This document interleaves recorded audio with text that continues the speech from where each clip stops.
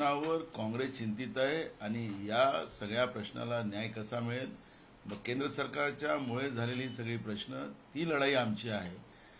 मुख्य जनतेचे प्रश्न डायव्हर्ट करण्यासाठी या पद्धतीचा हा धर्मांध विषय निर्माण केला जातो. त्याच्यामध्ये काँग्रेसला कुठलाही रस नाही. सगळं आपण जर बघितलं असेल की याआधी त्यांनी भाषण केलं, त्यानंतर भोंगे उतरवायला सांगितले होते. औरंगजेबच्या कबरीचा पण विषय महाराष्ट्रात झालेला आहे. आता अयोध्या दौऱ्यावर आमच्यासाठी धार्मिक विषय हा महत्त्वाचा नाही. धर्माच्या बरोबर श्रद्धा ही त्याचा आम्हाला हिंदू धर्मामध्ये जी शिकवण दिलेली आहे ती आम्हाला माहिती आहे. कारण दुसऱ्या दोन शिकायची गरज नाही. आम्हाला आमच्याच धर्माने खूप साऱ्या गोष्टी शिकवलेल्या आणि म्हणून माणुसकी हा सगळ्यात मोठा धर्म आम्हाला आमच्या हिंदू धर्माने शिकवलेला आहे, सगळ्या धर्माने शिकवलेला आहे. आणि म्हणून माणुसकीला जोपासायचं असेल तर आज देशातली जी काही परिस्थिती आहे, देशाचा रुपया रोज खाली पडणं, रोज त्याची घसरण होणं, म्हणजे देशाची इज्जतच आज वेशीला टांगली गेलेली आहे. आणि अशा वेळेस हा धर्मांध विषय काढून त्याला डायव्हर्ट करू नका अशी आमची आग्रहाची विनंती काँग्रेसच्या वतीनं आहे. नाना पटोले, तुम्ही इतकं आतुरतेने किंवा इतक्या चिंतेने बोलताय, तर मग राज्यातलं सरकार 10 रुपये लिटर टॅक्स कमी करत नाही. महाराष्ट्रात सुद्धा महागाई कंट्रोल करायचे अधिकार आहेत ना, इतर सबसिडी तुम्ही देऊ शकता. मग त्याविषयी काही होत नाही. तुमची मागणी तुम्ही करता पण तुम्हाला मग मुख्यमंत्री ऐकत नाही, उपमुख्यमंत्री ऐकत नाही. साधा जीएसटी निर्णय होऊ शकत नाही. तुम्हाला मुद्दा एक आपल्याला त्याचा गैरसमज सातत्यानं करतं. लगेच तुम्हाला आम्ही एक तक्ता तुमच्या समोर मांडतो, तेव्हा तरी खरं वाटेल की अखेर राज्याचं या महागाईवर कंट्रोल किती आहे की नाही आहे. हा एकदा विषय आपल्याला एकदा समजला तर मग हे जे विरोधक बिनबुडाचे आरोप लावतात ते आपल्याला कळेल. कारण की सगळा कंट्रोल जीएसटीच्या माध्यमातून केंद्र सरकारने आपल्या ताब्यात घेतलेला आहे. डिझेल पेट्रोलचं म्हणजे आम्ही सातत्याने एक गोष्ट मांडतो की राज्य सरकारने या सरकार जवळपास 2.5 वर्ष या सरकारला झालेलं आहे. या 2.5 वर्षामध्ये एकही पैशाची वाढ न करता हे सरकार, कुठलेही टॅक्सेस न लावता हे सरकार चाललेलं आहे. या सरकारने लावलेले टॅक्सेस असतील तर निश्चितपणे कमी केले गेले पाहिजेत. आणि मागच्या वेळेसही आम्ही एक मुद्दा उपस्थित केला की राहिलं काही जे जीएसटीचा मुद्दा जो आहे, जो राज्याचे अधिकार आहे, त्याच्यामध्ये काही पैसे कमी करता आले तर राज्य सरकारने त्याच्यातला पुढाकार घ्यावा अशी भूमिका काँग्रेसने मांडलेली आहे. पण केंद्र सरकार, परवाही मुख्यमंत्र्यांनी आपल्या सगळ्यांच्या माध्यमाच्या माध्यमातून सांगितलं की लाखो कोटी रुपये आज केंद्र सरकारकडे आमचे प्रलंबित आहे आणि केंद्र सरकार सातत्यानं आमच्याशी दुजाभाव करतो आहे. राज्य चालवायचं असेल तर राज्याला पैशाची पण गरज आहे आणि जो अधिकाराचा पैसा आहे, हक्काचा पैसा आहे, सगळ्यात जास्त देशाच्या तिजोरीमध्ये जो पैसा जातो तो महाराष्ट्रातून जातो आणि महाराष्ट्रातल्या मुंबईमधून जातो. आणि याच महाराष्ट्राला केंद्रातलं भाजपचं सरकार आर्थिक अडचणीत आणून महाराष्ट्राला आणि आर्थिक नगरी असलेल्या मुंबईला बर्बाद करायला लागलं असेल तर याचाही आज याच्यावरही चिंतन करण्याची गरज आहे. आणि म्हणून मी मगाशी आपल्या सांगितल्याप्रमाणे आम्ही आमची भूमिका स्पष्ट केली. राज्यसभेच्या 6व्या जागेचा प्रश्न काल छत्रपती संभाजी हे मुख्यमंत्र्यांना पण भेटून आले. त्यांचं म्हणणे मला महाविकास आघाडीचा उमेदवार बनवा. काँग्रेसची यावर भूमिका काय? काँग्रेस त्यांना पाठिंबा देणार का? संभाजी महाराजांचा आम्ही आदर करतो, पण संभाजी महाराजांचं आमच्याशी कुठलंही बोलणं झालेलं नाही. आणि मी 2 दिवसाच्या पहिलेच सांगितलं की जिथपर्यंत महाविकास आघाडीमध्ये या सगळ्या विषयाची चर्चा होत नाही तिथपर्यंत आपल्याला आतापासून या सगळ्या गोष्टीची भूमिका मांडणं चुकीची ठरेल. पण जर मुख्यमंत्र्यांनी ठरवलं की शिवसेनेचा उमेदवार हे संभाजीराजे जातील तर त्याला कोणाचा विरोध नाही. मी तुम्हाला एक सांगतो की प्रत्येकाला आपला आपला उमेदवार जाहीर करायचा अधिकार आहे, तो कोट्याप्रमाणे.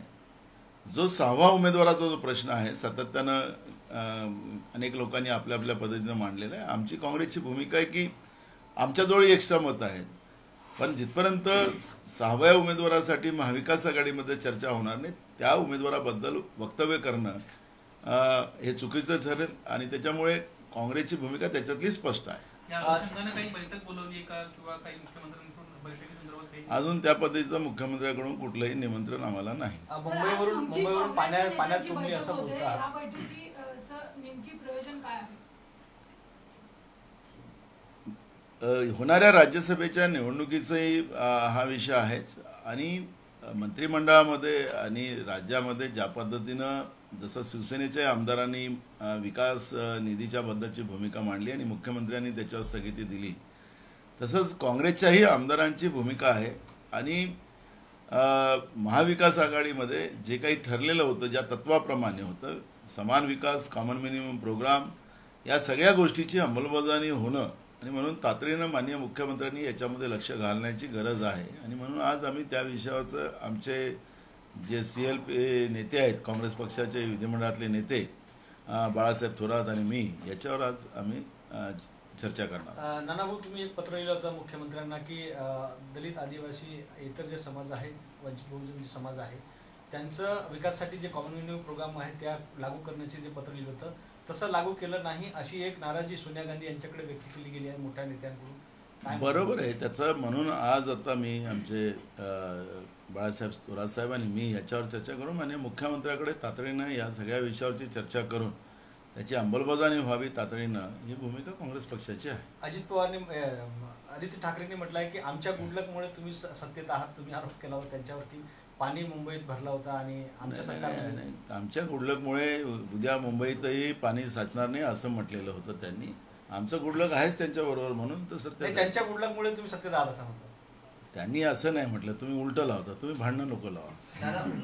नाना भाऊ, कार्यकर्ते तुमच्यावर जरी खूप खुश असले तरी महाविकास आघाडीमधील काही जे नेते आहेत ते नाखुश आहेत आणि त्यांनी आपले प्रभारी HK पाटील यांच्याशी देखील संवाद साधला आणि पवार साहेबांनी सोनियाजींशी पण संपर्क साधून याविषयी नाराजी व्यक्त केली. मी काँग्रेस पक्षाची भूमिका मांडतोय. काँग्रेस पक्षाची भूमिका याचा अर्थच ही जनतेची भूमिका आहे. जनतेचे प्रश्न घेऊन लढणं, त्यांना न्याय मिळवून देणं, हे काँग्रेस पक्षाचं ध्येय धोरण आहे आणि प्रदेशचा काँग्रेस पार्टीचा अध्यक्ष म्हणून ती भूमिका मी मांडतो आहे. राहिलं पवारसाहेबांनी मॅडम सोनियाजीकडे माझी तक्रार केली, त्याचा आनंदच मला आहे.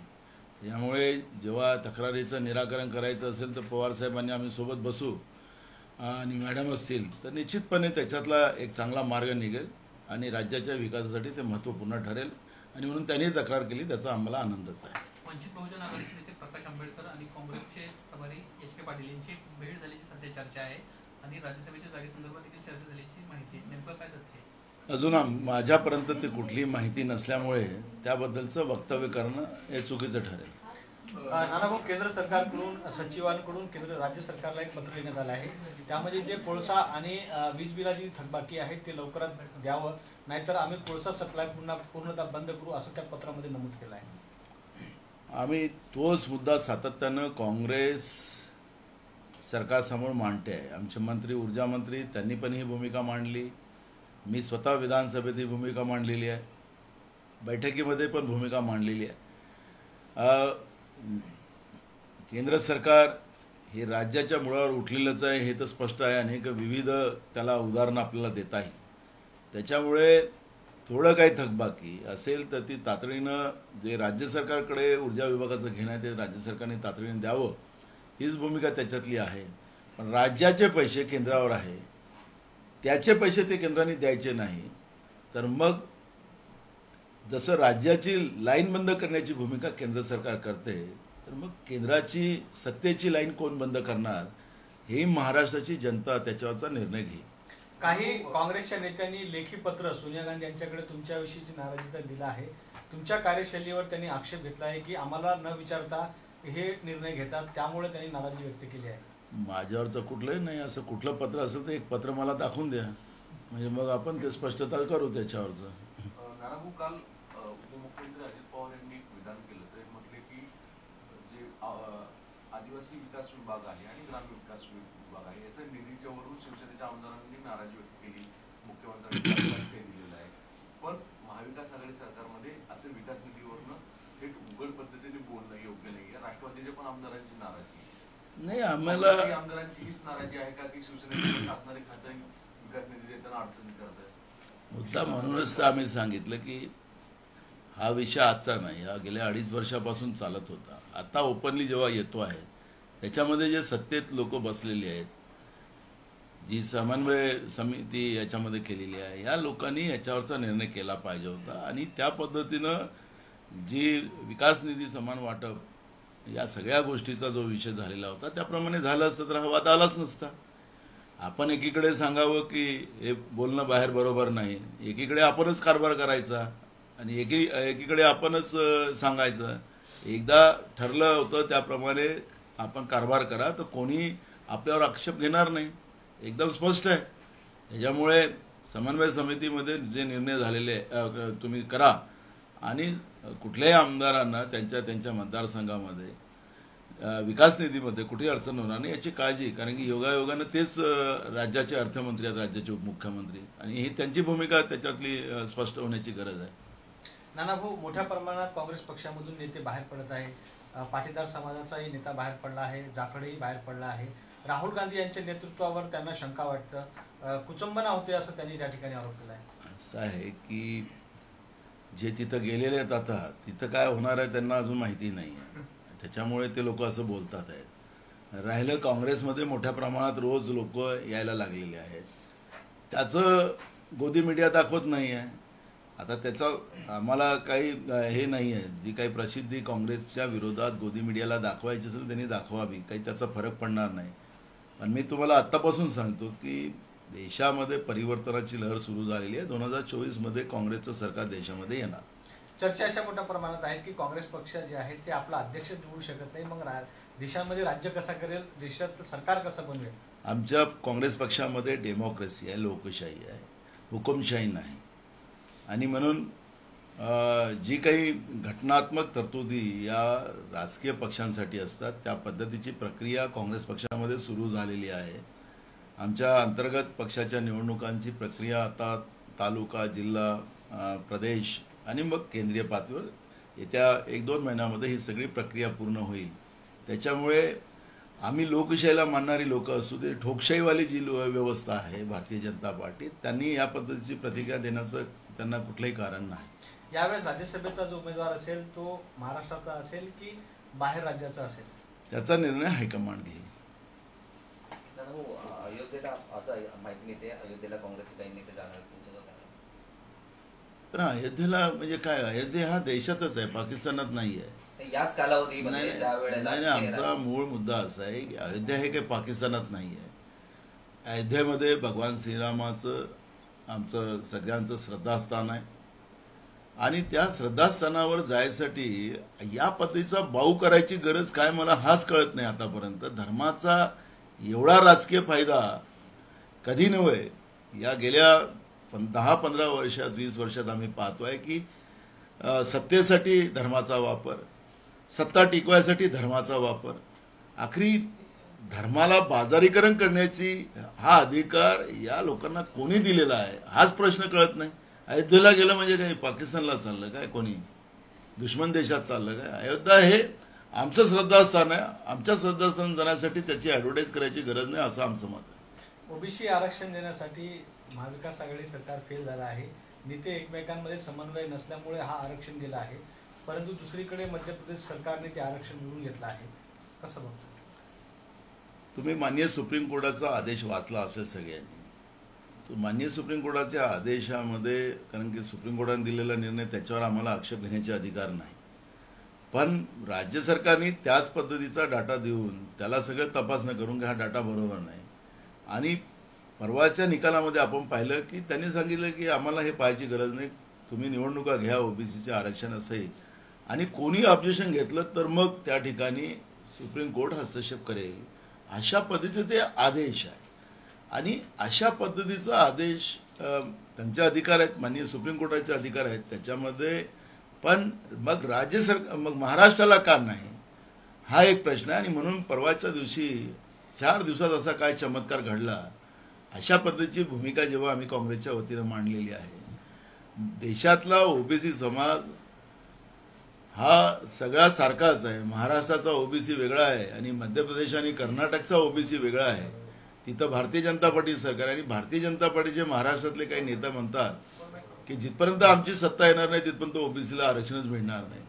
ज्या ओबीसीचं आरक्षण महाराष्ट्रामध्ये फडणवीस सरकार असताना केलं, ते आता दावा करतात की आमचं सरकार आल्याशिवाय ओबीसीचं आरक्षण येणार नाही. म्हणजे काय त्यांचं म्हणणं काय? कारण की संविधानही त्यांचंच आहे, कोर्टही त्यांचंच आहे, असं म्हणणं त्यांचं आहे का? म्हणजे आपण ते काय बोलतात त्याच कळायचं कारण नाही आहे.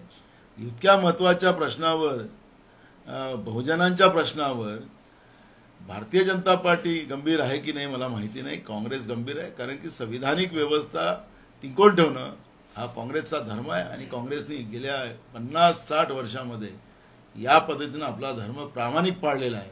भारतीय जनता पार्टीची सत्ता आल्यानंतर ओबीसीचं असेल, शेड्यूल कास्टचं असेल, आदिवासीचं असेल, भटक्या विमुक्त जातीचं असेल, सगळं आरक्षण संपवण्याचं, कारण की त्यांचं मातृसंस्था जी आहे संघ, त्यांचे सर्वेसर्वा मोहन भागवतजी ते स्वतः सांगतात की आम्ही आरक्षण, आम्हाला नको आरक्षण, आम्ही संपवून राहू.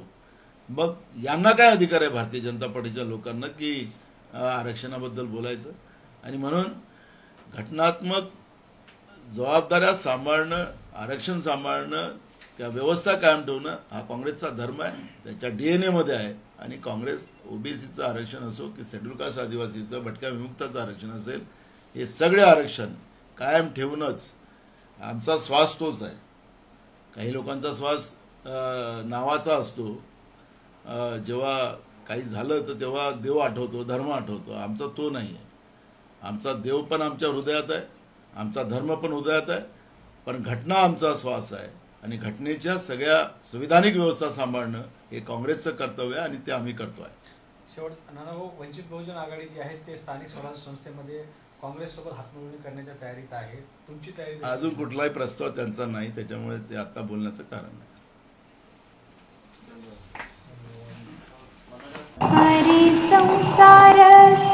बहिणाबाईंची जात्यावरची ओवी म्हणजे